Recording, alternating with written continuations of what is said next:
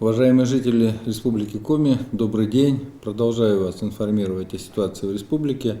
Что касается эпидемиологии. Сегодня в республике лабораторно подтверждено 1293 случая заболевания коронавирусом. Прирост за сутки составил 31 человек. Всего под медицинским наблюдением в республике 1563 человека, выздоровело 646 человек. Немножко не дотянули мы сегодня. Выздоровевших всего 23 человека, нужно выздоравливать больше, а заболевать меньше.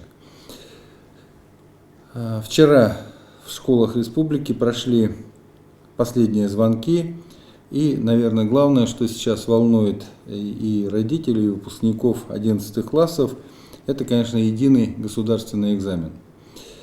Хочу сказать, что мы очень серьезно готовимся к проведению экзаменационной кампании. Понятно, что она в этом году будет проходить с особыми условиями. Мы готовим 75 пунктов проведения экзаменов. Они оборудованы системами видеонаблюдения. Везде будут обеспечены дополнительные меры безопасности, и все они будут соответствовать рекомендациям Роспотребнадзора. Аудитории будут оснащены оборудованием для обеззараживания воздуха.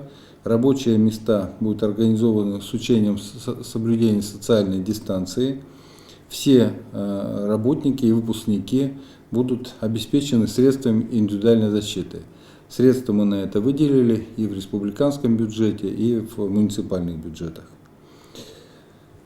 Поэтому могу точно заверить, что выпускники могут спокойно готовиться к экзаменам и дальше уже определяться с поступлением в высшее учебное заведение. По аттестатам. Выпускники 9 и 11 классов в этом году получат аттестаты не позднее 15 июня. По бюджетным местам.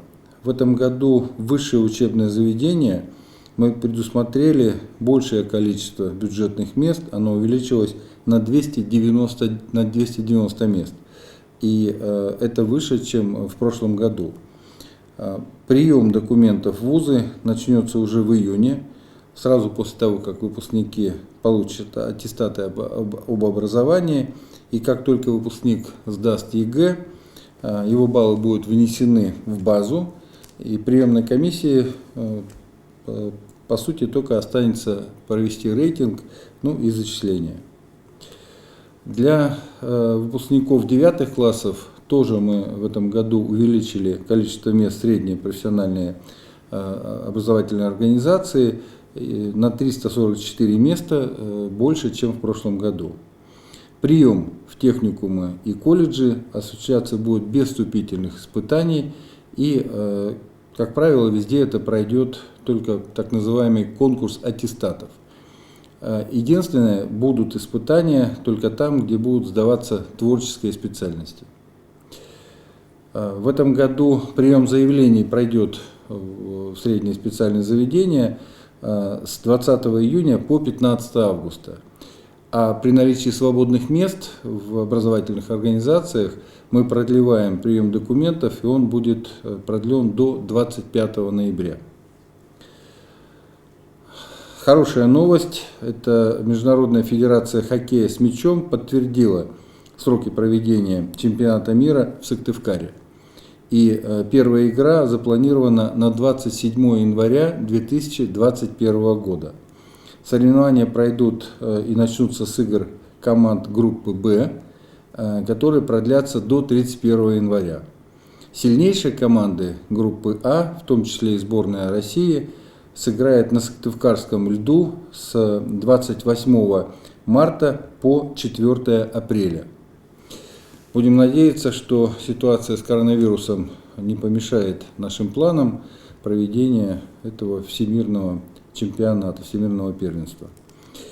На сегодняшний день это вся информация, которую я хотел с вами поделиться. Уважаемые жители республики, берегите друг друга, будьте здоровы, до завтра.